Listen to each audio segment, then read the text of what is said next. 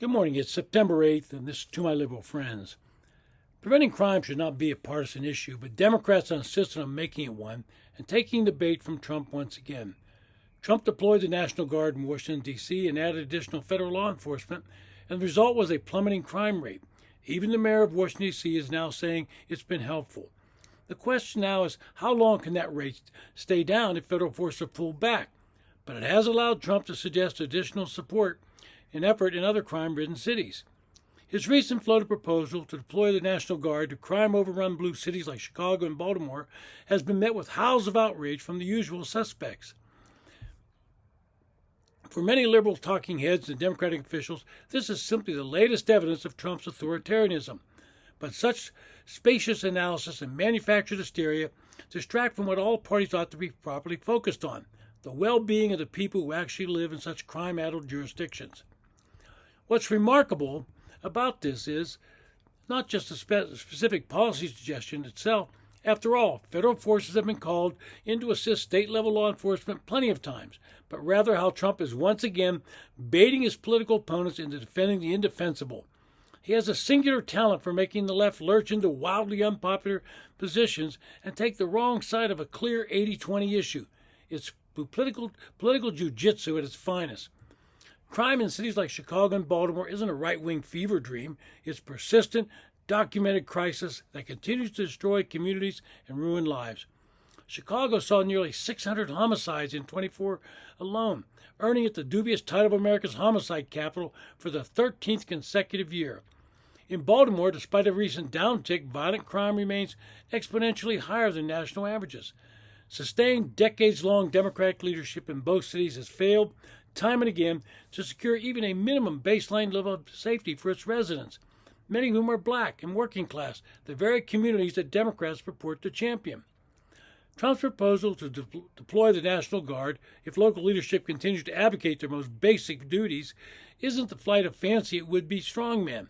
It's federalism functioning as the Founding Fathers intended.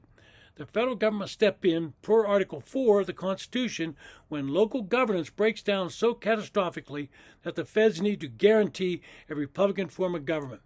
Even more specifically, the Insurrection Act of 1807 has long been available as a congressionally authorized tool for presidents to restore order when state unrest reaches truly intolerable levels. Presidents from Eisenhower to Jefferson to Bush 41 have invoked it. Trump's critics would rather not have a conversation about bloody cities like Chicago or the long history of presidents deploying the National Guard when local circumstances require it. They would rather scream fascism than explain why a grandmother in Englewood would have to dodge gang bullets on her way to church. They'd rather chant slogans about abolishing the police than face the hard fact that communities most devastating by crime consistently clamor for more law enforcement, not less. This is where Trump's political instincts shine. He doesn't try to win the crime debate by splitting differences with progressives. He doesn't offer a milquetoast promise to fund violence interrupters or expand toothless social programs. He goes right at the issue, knowing full well that the American people are with him. Crime continues to be a major issue with the voting public, and it ranks in the range of 70-80% who support more police funding and oppose the radical left's programs like no cash bail and opening up the jails and prison and allowing criminals back on the street within hours of being arrested. Democrats, ever enthralled with their activist far-left flank, are struck defending policies with rhetoric that most voters correctly identify as both dangerous and absurd.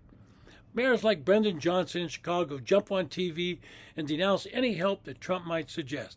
But even in interviews with people on the street, they seem willing, if not encouraging, Trump to bring whatever force are necessary to make the streets safe for them. Having politicians like Governor Jeb Pritzker walk along Lake Michigan's shoreline and declaring the city safe is laughable.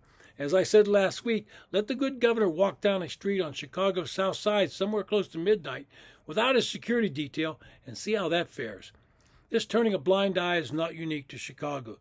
Look at what is happening in Portland, where night after night, for months, protesters have attacked government facilities and caused damage to the surrounding community.